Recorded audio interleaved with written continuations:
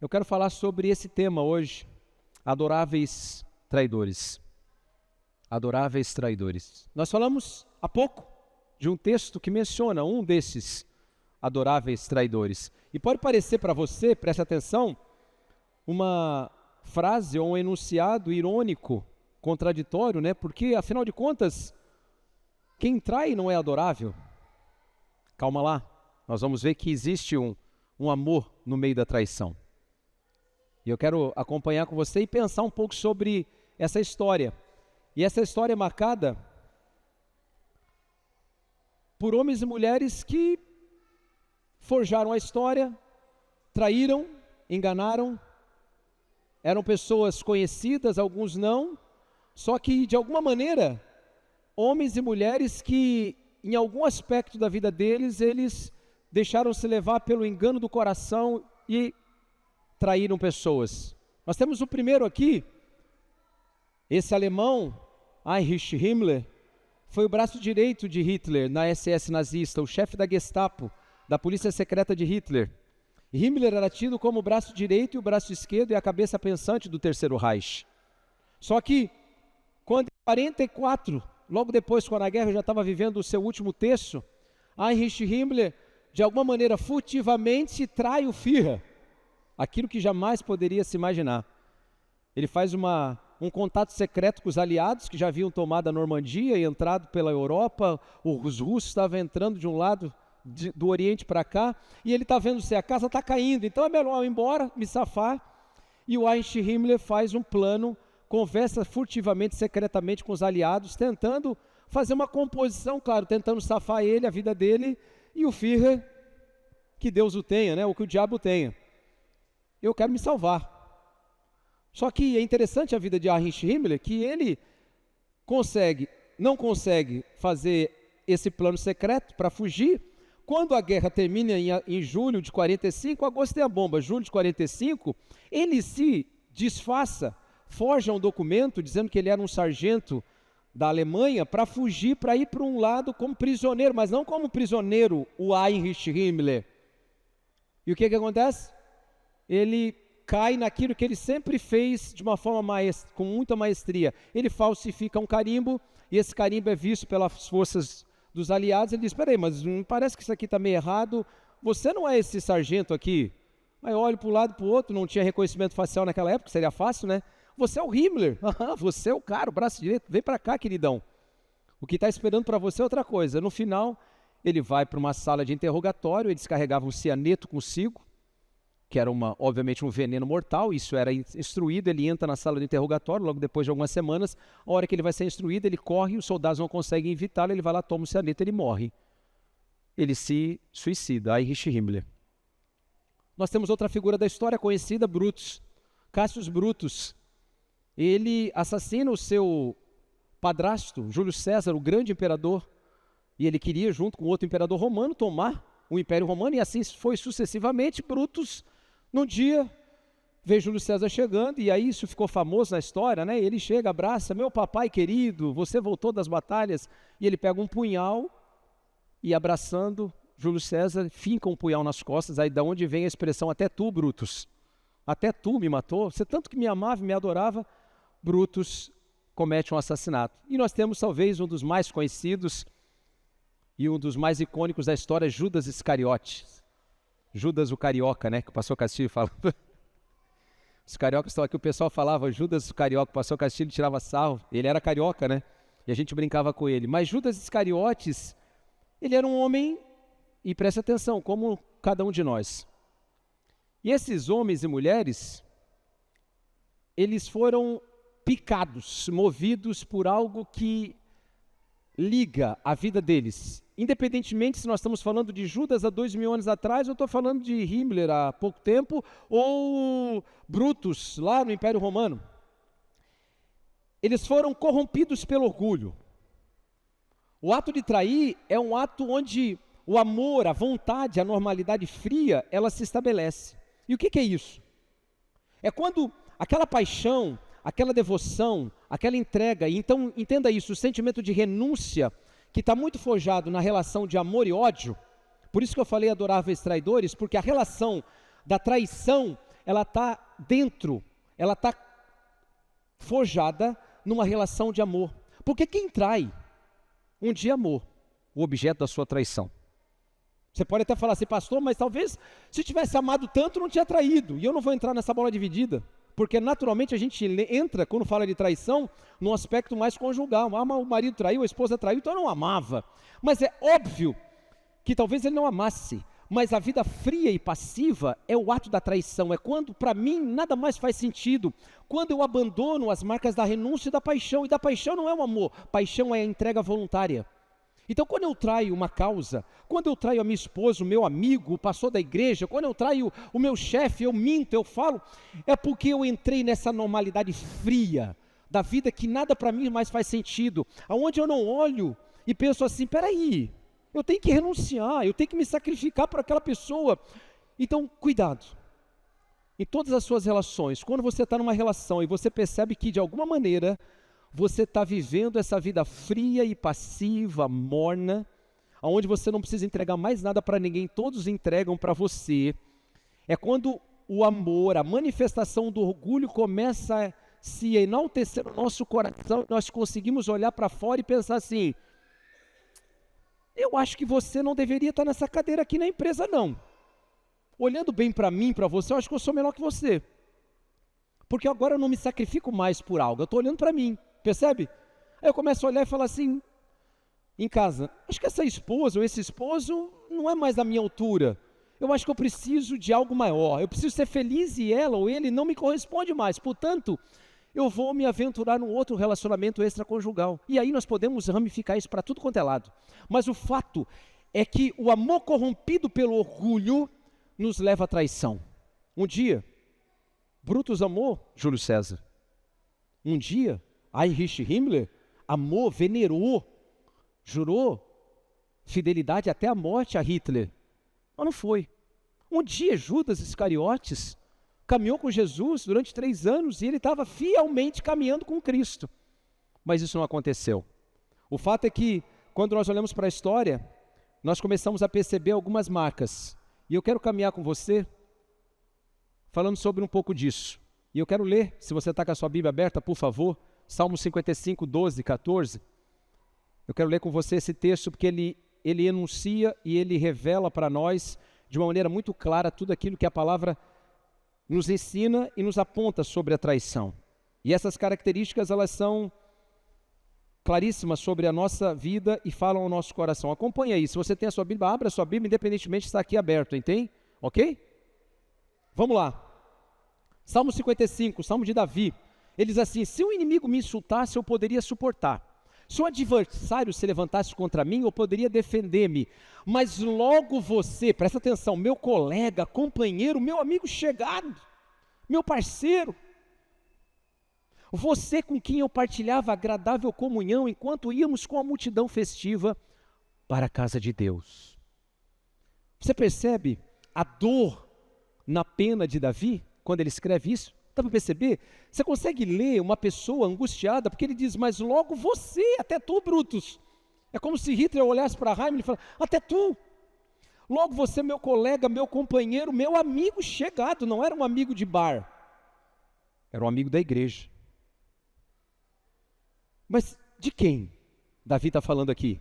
De quem que Davi está mencionando? De quem que Davi está lançando uma palavra tão dura quanto essa?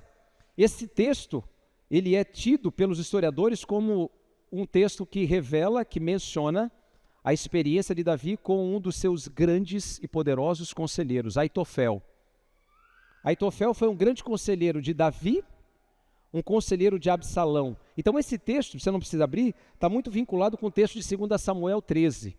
No texto de 2 Samuel 13 nós temos a revolta, a rebelião do reino. Absalão, filho de Davi, olha para o trono, o amor corrompido do filho em relação ao pai. Olha, seu meu pai já está de alguma maneira velho, é um homem guerreiro ainda. Ele já havia pecado, escute bem, ele havia pecado, se deitado com Batseba, já tinha se passado muitos anos, ele já havia sido perdoado por Deus, restaurado ao seu trono e caminhando. Absalão nasce, olha para Davi, cresce, já é um jovem, pela história, com 20 e poucos anos, um homem formado, olha para o trono do seu pai, olha para si mesmo, o amor corrompido pelo orgulho diz assim, eu acho que eu devo estar aí. E é óbvio que quando se trai, e preste bem atenção a isso, algumas pessoas vão estar do nosso lado.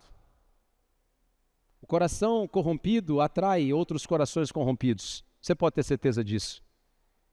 Corações corrompidos atraem corações corrompidos. Aitofel se cerca de algumas pessoas. Absalão diz assim para ele, Aitofel, tu falas para nós como se Deus falasse.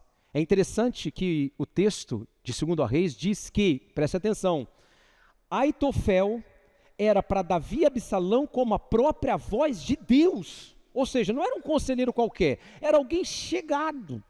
E aí o que acontece? Absalão quer tomar o trono de seu pai, o seu pai foge, Aitofel vem e fala para Absalão, vem cá, nós vamos pegar 12 mil caras, nós vamos matar o teu pai e nós vamos dar o trono para você. Estou resumindo, você pode ler lá em 2 Samuel 13, tem toda a história, magnífica, chocante, de um pai tentando matar o filho, usurpando o trono do pai, contando com um conselheiro. E aí, Davi escreve esse salmo, presta atenção queridos, ele escreve esse salmo falando de Aitofel e falando do filho. Você, meu companheiro chegado, se fosse um inimigo, eu poderia suportar. Por quê? Porque a dor da traição ela é proporcional ao nível de confiança estabelecido, é ou não é? Porque se alguém te trai e me trai, que a gente não conhece, falou mal de mim uma pessoa que chegou aqui agora, entrar alguém aqui e falar, fui lá naquela igreja, vi um monte de gente e sai falando, eu não estou nem aí, não conheço essa pessoa. Agora o que dói é alguém chegado. Alguém caminha com você. Davi fala no outro texto, aquele que comia, Jesus fala, aquele que comia no meu prato, e essa é uma palavra, levantou o calcanhar contra mim. Aquele é chegado, aquele que bebia, comia, aquele que se deitava na cama que eu preparava, começou a udi, a preparar coisas sinistras contra mim. Por isso que dói. E quando a gente fala sobre isso, nós vamos falar sobre 3 características básicas sobre o coração de traidores. Aqui, obviamente, eu não vou ser exaustivo no sentido de levar vocês a muitas coisas e também não vou fechar tudo, isso aqui não são as 3 únicas características, mas eu estou pegando esse texto, esse recorte, para a gente entender aquilo que o Espírito Santo quer nos ministrar nessa manhã, presta atenção, porque quando a gente olha para a história e percebe que algumas pessoas olham e percebem aquilo que estava acontecendo, a gente olha e fala assim, mas como que aquela pessoa pode trair o outro? Já parou para pensar isso? Como que você que me amava tanto, que jurou juras de morte, de vida e morte no altar, me traiu? Por isso que eu falei para vocês, não se engane. A traição é uma deformação do amor que um dia se manifesta em corrupção de orgulho. Não é um ato isolado, não é um ato que nasce do nada, da ausência, é um ato que nasce da presença, é um ato que nasce de tudo que um dia existiu de bonito, mas que um dia foi corrompido e se deixou corromper pelo coração do homem. Isso precisa trazer para nós um entendimento, uma compreensão. Então vamos lá, vamos olhar um pouco para isso. Os traidores negam a verdade, a suprema verdade, a verdade que um dia eles entenderam. Naquela época, tanto Davi quanto Absalão consideravam os conselhos de Aitofel como se fosse a palavra do próprio Deus, 2 Samuel 16, 23. Você percebe isso? Um dia, por conhecer a verdade, eles abandonam a verdade. E agora começa a fazer um link aí com a mim, com a sua vida, sobre a verdade que um dia nos constituiu e que você diz, eu digo que professo e vivo, que é a verdade do Evangelho de Jesus. Traidores, e às vezes os traidores não vão ser pendurados e vão ser enforcados, como existia isso, mundo afora, em alguns lugares no Oriente Médio ainda acontece isso, mas aqui no Ocidente não. Você não vai pegar alguém assim e falar, ele é traidor. Quando não, e aí abre um parênteses aqui, você sabe disso, que dentro do pacto, ou dentro, vamos dizer assim, das regras, dos comandos, das milícias, a traição, ela tem uma pena, e essa pena é a pena de morte. Ninguém pode trair o outro, porque se você trai o outro do comando, e eu estou falando terrorista, comando militar, comando de drogas, tráfico, a pessoa vai morrer. Se você é cagueta, se você é um 71, se você é isso, aquilo, você vai morrer porque você não pode trair o grupo. Então, a verdade que um dia marca o nosso coração, ela começa a ser deformada. E aí tem algo sério aqui, seríssimo. Aitofel ele era avô de Batseba. Ele era avô de Batseba. Batseba quem era? A mulher cujos braços acalentaram o rei Davi, quando ele, ao invés de ir para a guerra, estava na sua janela, contemplando e vê uma bela e linda mulher se banhando, e ele deita-se com ela, manda o marido dela para a frente de batalha, Urias morre, e ele tem um filho, o filho com ela morre. Você sabe da história, se não sabe, vai ler a Bíblia, que aqui não tem como pregar sobre isso. Agora, ele era avô, portanto, escute bem, ele viu toda a história de Batseba se desenrolar à frente dos seus olhos. Ele viu o rei pecando, adulterando e assassinando o marido de Batseba, e ele, como avô, vê de fora. Ele vê Davi contrito diante do profeta, pedindo perdão a Deus e sendo restaurado. Ele vê esse mesmo Davi chorando para que o filho, que ele, junto com Batseba, nasce e que depois morre, esse rei clamando para que Deus não levasse o filho morre. Ele vê esse rei sendo restaurado, ou seja, ele conhece o pecado de Davi, ele passa por todas essas instâncias da vida de Davi, ele conhece uma verdade. Pare e pense, quanto de nós podemos colocar dentro de um contexto como esse histórico e pensar assim, o quanto de nós já foi, testemunha de tantas coisas que Deus fez conosco e com aqueles que caminham ao nosso lado. Quantas vezes nós vimos pessoas que um dia erraram conosco, nós erramos com elas, mas nós passamos por tudo isso, por esse turbilhão, levantamos a nossa cabeça, avançamos porque a verdade marcou a nossa vida, nós liberamos perdão e fomos perdoados. Mas Aitofel não, há uma corrupção latente no seu coração, e ele chega uma hora que ele olha e Absalão o convence de que era melhor Absalão ser rei do que Davi, seu pai, aquele homem que um dia se deitou com a sua neta. Você percebe o drama disso? A verdade que um dia marcou o seu e meu coração do evangelho, irmão, querido, ela precisa ser uma verdade intocável. E como que eu guardo ela, pastor, no meu coração diante de tantas afrontas, tentações, tanta promiscuidade, tantos convites? Guarde-a aonde ela precisa ser guardada. No seu coração. A palavra diz em Provérbios que de tudo que deve se guardar, nós devemos guardar o nosso coração, porque dele procedem as saídas, os caminhos para a vida, o conhecimento para a vida. Aitofel não era um homem qualquer, era um homem que tinha tido relações, tanto de governo quanto relações pessoais profundamente tocadas por Deus, mas ele, no amor corrompido pelo orgulho, olha para Absalão e percebe, aqui eu tenho uma chance de ser alguém maior, mas ele era o cara que falava com Deus, e que o próprio rei o tinha como a boca de Deus na vida dele. Tinha honra maior do que essa. Eu queria mais. A traição nasce do desejo de mais, e isso machuca. Quando nós olhamos para esse momento, deixa eu voltar aqui, da traição, a gente olha para isso e percebe que essa dor é proporcional à confiança existente. Essa confiança é uma confiança degenerada pela falta de verdade. Então, por favor, presta atenção bem com quem você caminha, as verdades que você sustenta, as verdades que querem de alguma maneira margear a sua vida e margear suas decisões. Se você presencia homens e mulheres pecadores numa caminhada solene rumo aos céus, que pecam, levantam-se, são ajudados e vão caminhando, perfeito, você vai ser um homem e uma mulher transformado, a ponto de um dia, se você cair, outros vão te levantar. Agora, se você vive, se eu vivo, no movimento de ser traído e trair, ser traído e trair, onde o meu amor é corrompido todas as vezes pelo orgulho, necessariamente o meu coração é uma porta aberta, é como se fosse solenemente um portal, para que outras coisas promíscuas, degeneradas, degradantes fossem tomando o lugar do meu coração, que deveria ser do Espírito Santo. Aitofel aconselhava Davi, mas não era mais a voz de Deus. Eu quero dizer para você, fuja dos conselhos mundanos, fuja das fontes secas e entulhadas. Fuja, Aitofel não era mais a voz de Deus.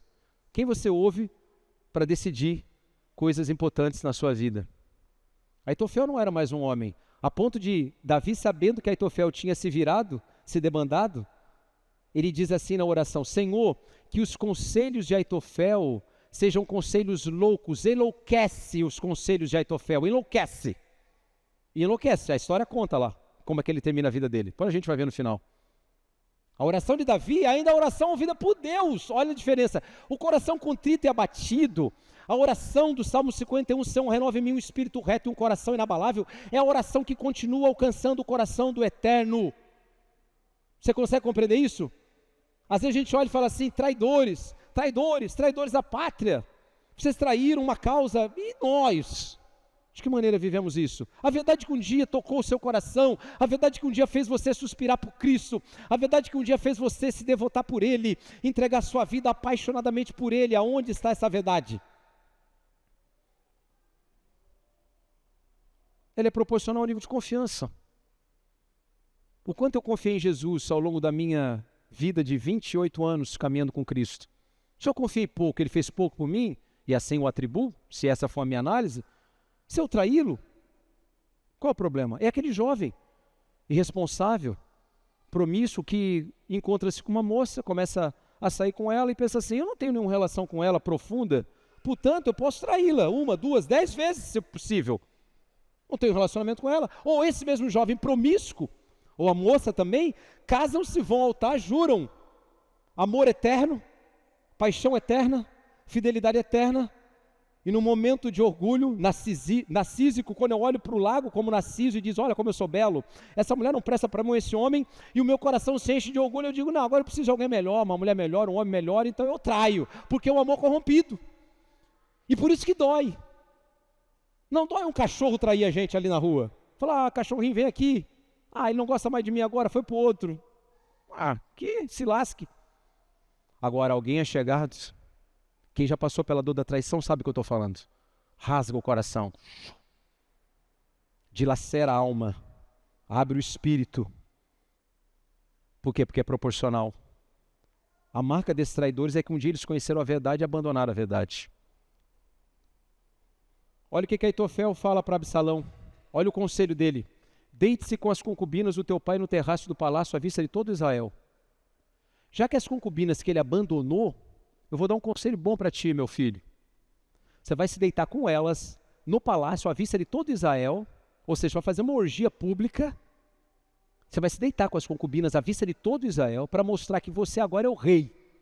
Porque havia esse componente histórico.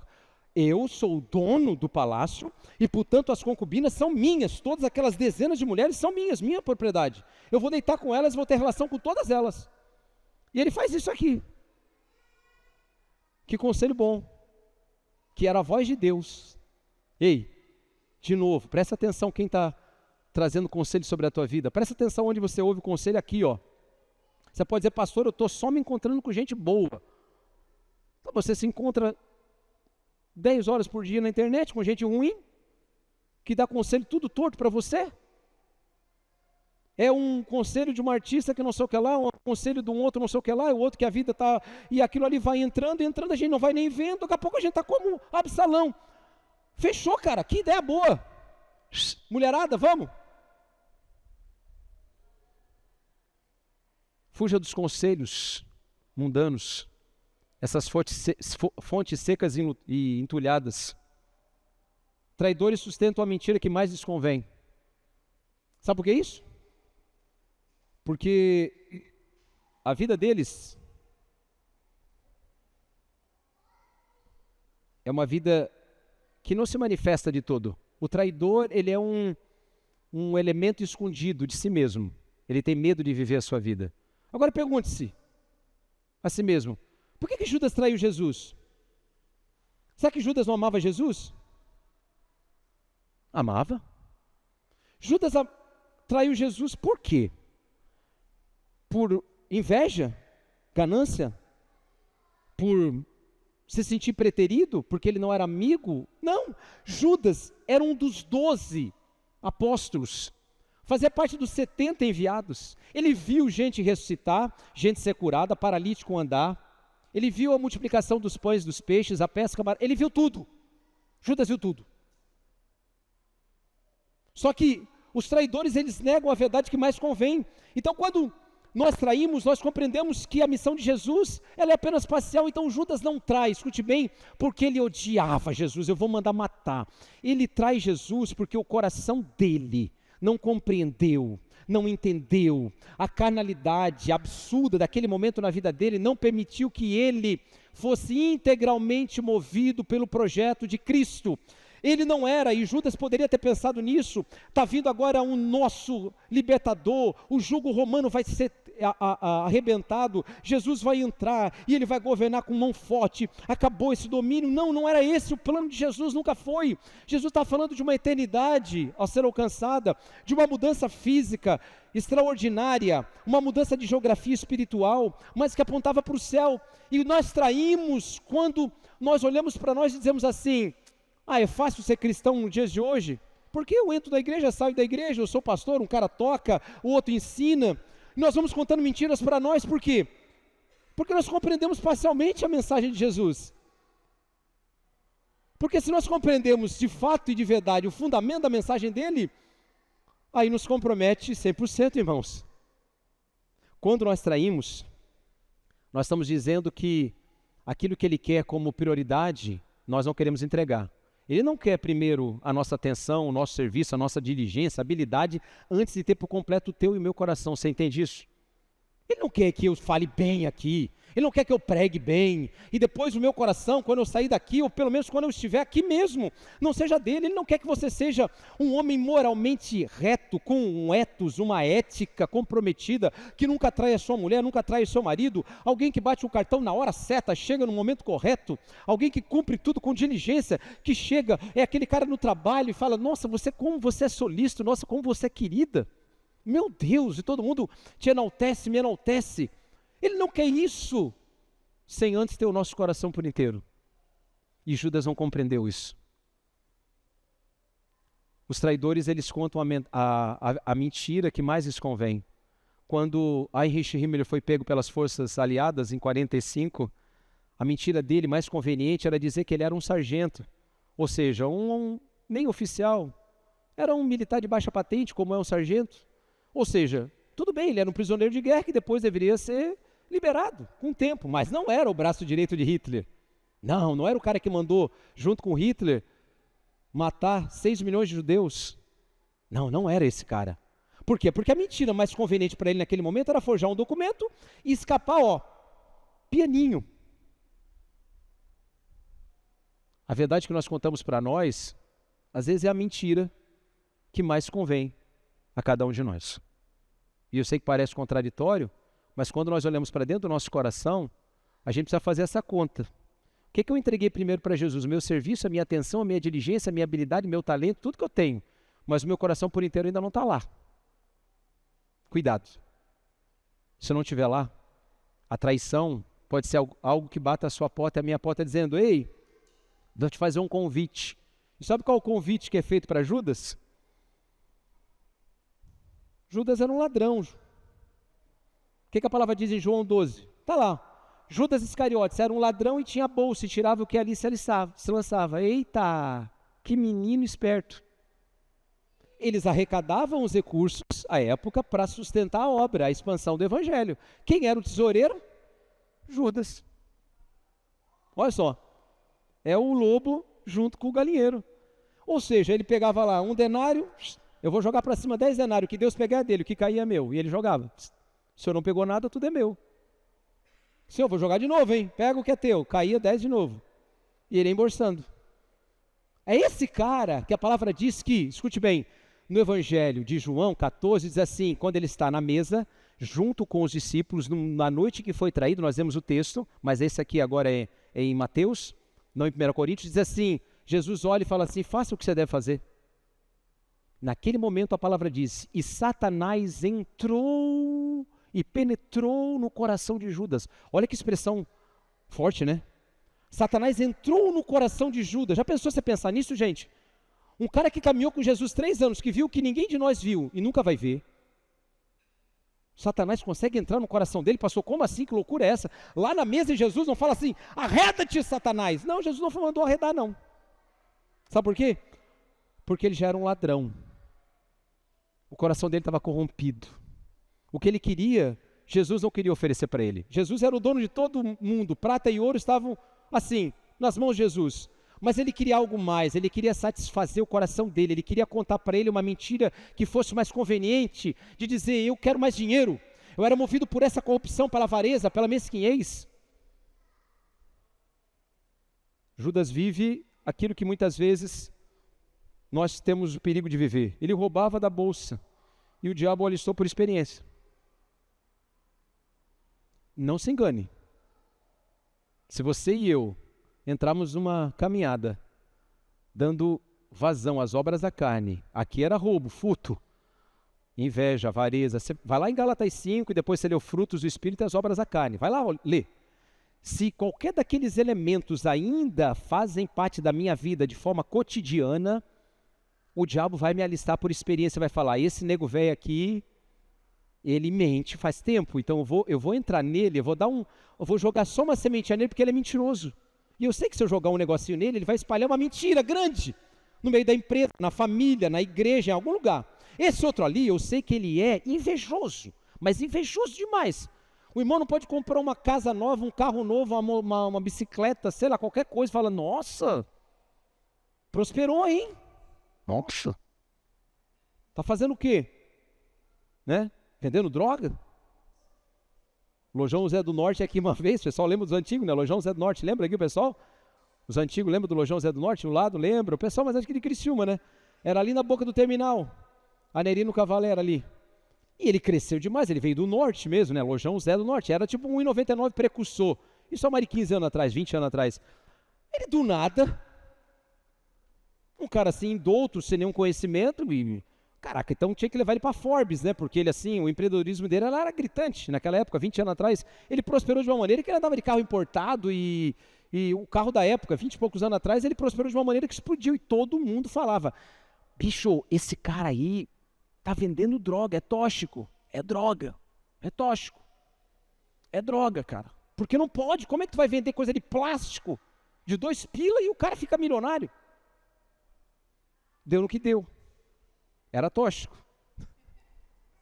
Era droga. Esse aí deu certo. Só que o que tinha de gente, ei.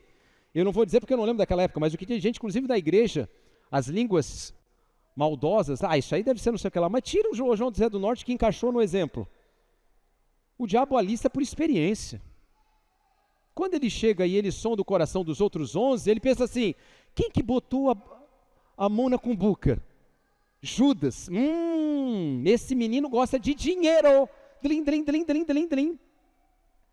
Quando Judas vai falar com o Sinédrio, ele diz assim, o que é a vez de me dar para eu vos entregar o Messias? Olha o caô dele. Ei, o que vocês vão me entregar se eu te entregar o Messias? Aí sabe o que os caras falam? Você quer dinheiro, né, menino? Você gosta de dinheiro, rapaz. E eles oferecem dinheiro para Judas. Mas ele é listado por experiência. A mentira que mais convém a Judas é dizer que naquela mesa com os outros 12, ele era discípulo de Jesus. Arrumadinho. Amava. Só que chegou uma hora que ele falou assim, esse amor não tomou todo o meu coração. A caminhada, as terras, os pés machucados pelas andanças não forjaram o coração de um discípulo. Portanto, eu vou te entregar, desculpa, Messias, eu vou te entregar. Satanás entra em Judas, chamando Iscariotes, que era um dos 12 discípulos. Lucas 22, 3, 4. Você pode falar assim, pastor, mas Satanás pode entrar na minha vida. Não, nem vou entrar nessa bola dividida agora aqui. Teologicamente isso é profundo. Agora, o relato bíblico diz que sim, então eu vou ficar com o relato bíblico. Não foi Pedro que foi tomado numa menção de falar, Senhor, tu não vai ser crucificado coisa nenhuma, cara, eu vou para a guerra contigo, bicho, aqui é parceiraço. O que Jesus fala? Arreda de mim, Satanás, tu não cogitas as coisas do Pai, do alto, tu está tentando me impedir de ir até a cruz. Pedro, dá licença. Você percebe? Então quando a gente diz assim, mas Satanás, a gente bota ou toda a responsabilidade em Satanás e não atribui a nós a responsabilidade do autogoverno e de pensar, peraí, no que eu, se Satanás chegar do meu lado, vai me alistar por experiência? Eu sou um mentiroso quanto mais, eu sou um traidor quanto mais, eu sou um falador, eu sou mesquinho, eu sou invejoso, eu sou um promíscuo, eu sou mundano. O que Satanás pode encontrar de lugar no meu coração e falar, pim, Percebe? Terceira e última, traidores morrem em angústia e perdem o dom da vida. Preste muita atenção aqui. O fim da traição não é a morte, mas a história que é registrada. A pior coisa da traição não é a morte, porque Judas termina como, queridos? Presta atenção. Como é que Judas termina? Enfocado. Como é que Aitofel termina? Ele se mata. Ele vê que o conselho dele não é acolhido por Absalão e ele se mata. Como é que Heinrich Himmler termina? Se mata. Como é que Brutus termina? Ele mata Júlio César, depois o outro cara que disse que amava ele, ajudou a matar o Júlio César, mata ele também. Que lindo, olha que gente boa. Império Romano era assim, só gente que se amava. Eu te ajudo a matar o cara, mas depois eu vou te matar. Fechou? Fechou. Vamos assim, nesse jogo. Como é que Judas termina? Focado.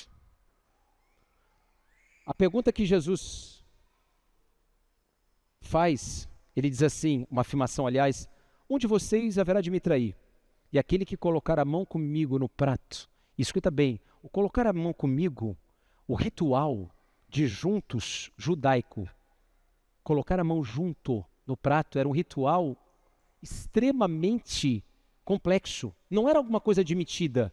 Então ele diz, ele usa essa linguagem figurada para dizer, aquele que coloca a mão comigo, aquele que comigo nesse momento, agora nesse ato, revela o seu coração, ele está colocando a mão comigo aqui dentro para pegar a comida. Esse que está aqui conosco, ele vai me trair. E aí quando isso aflore, obviamente os outros veem Judas fazer isso, Jesus olha para ele e diz assim, faça o que você tem que fazer. O que ele faz? Ele vai correndo e diz, eu sei onde é que está o Messias. Sabe por quanto sabe por quanto que ele vende Jesus? 30 denários. 30 denários era mais ou menos correspondente a 4 meses de salário de um funcionário normal. 30 denários era o preço de Êxodo 12, 11, que valia um escravo, um animal que não tinha mais nenhum valor.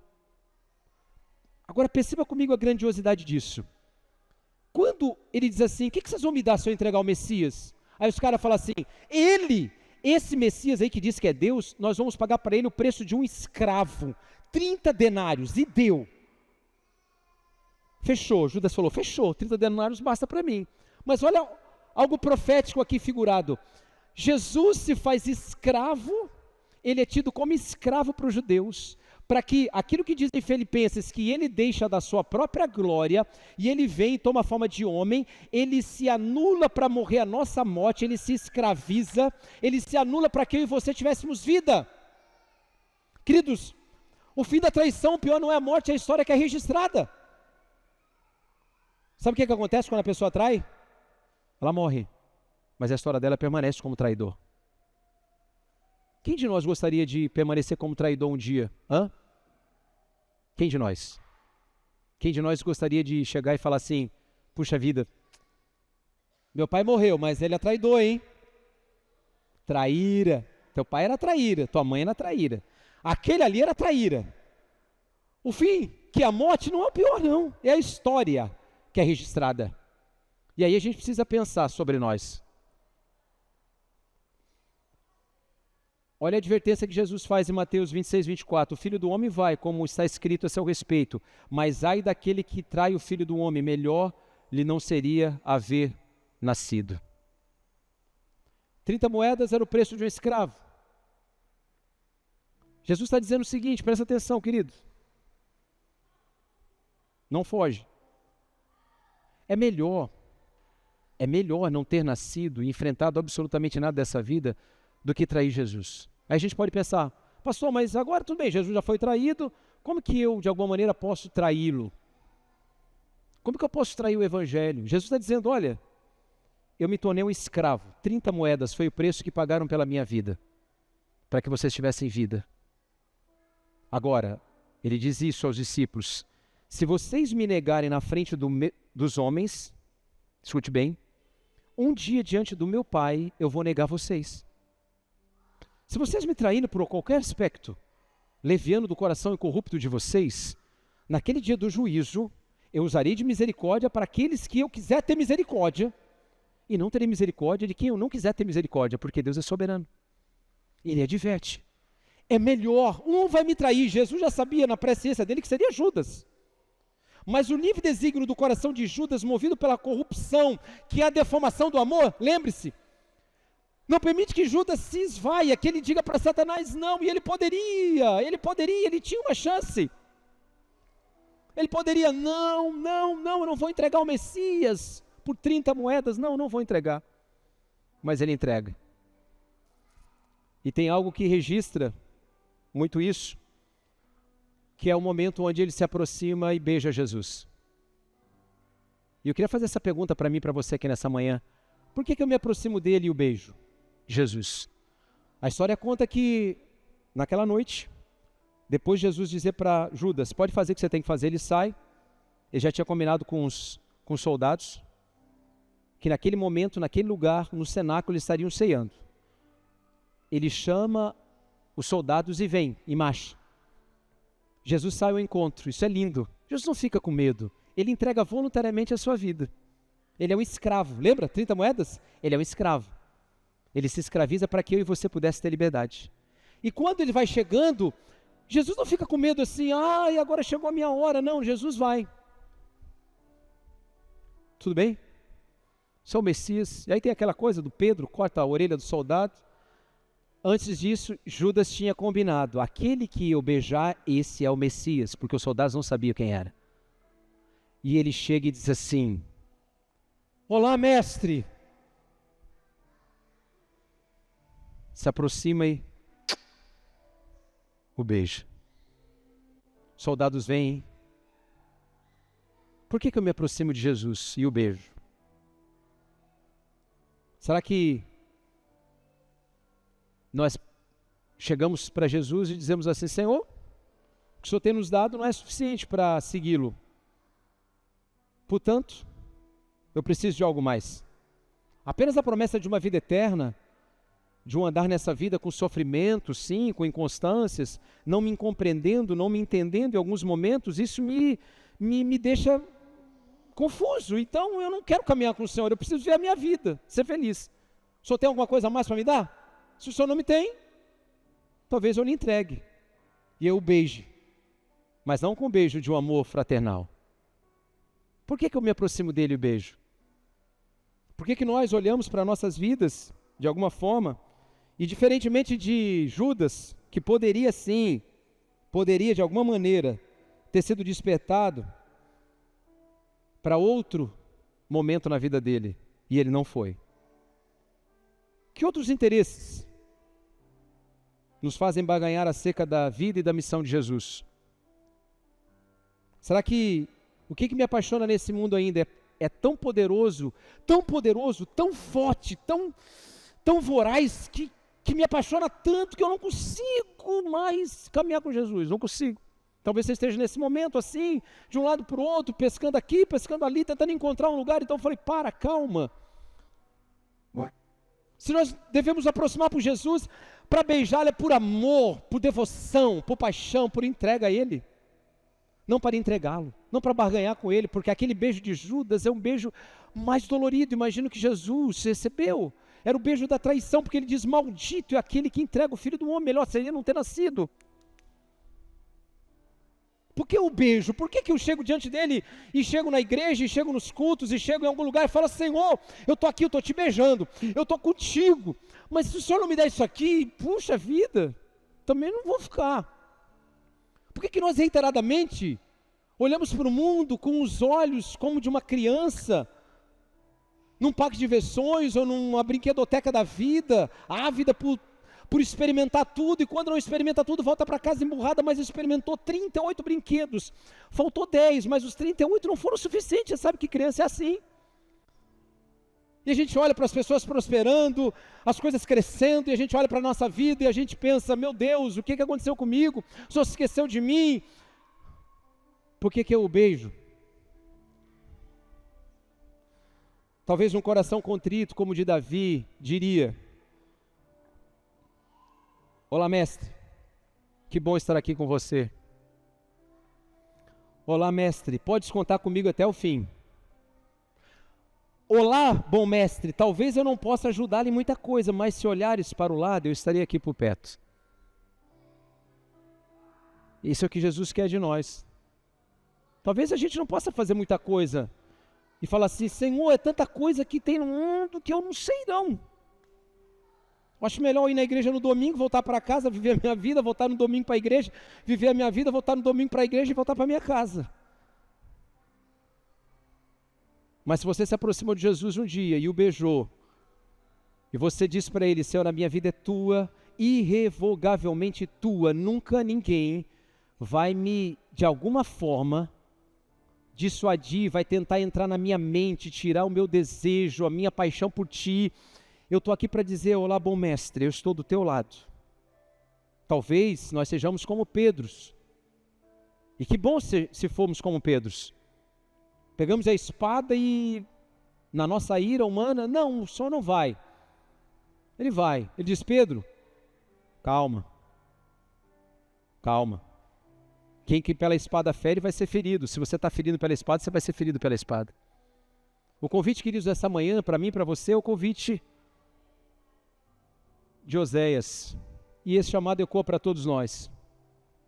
Eu curarei a infidelidade deles e os amarei de todo o meu coração, pois a minha ira desviou-se deles. Esse é o nosso Deus. Você pode dizer amém?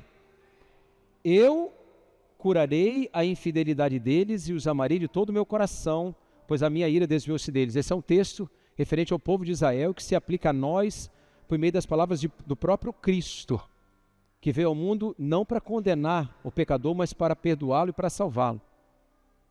Agora a nossa história precisa ser uma história visitada por nós, com coragem. Será que somos adoráveis traidores? Podemos ser adoráveis traidores. Traindo o evangelho que um dia trouxe para você uma expectativa que você nunca imaginava de viver. E talvez a gente esteja junto com Judas às portas do sinédrio da vida, dizendo assim, o que vocês vão me entregar? O que o mundo pode me dar mais para seguir Jesus? Para entregar Ele? Um conforto a mais? Prestígio? Recurso financeiro? Uma saúde melhorada? Saúde melhorada é bom. É ou não é? E é bom, não vamos ser hipócrita.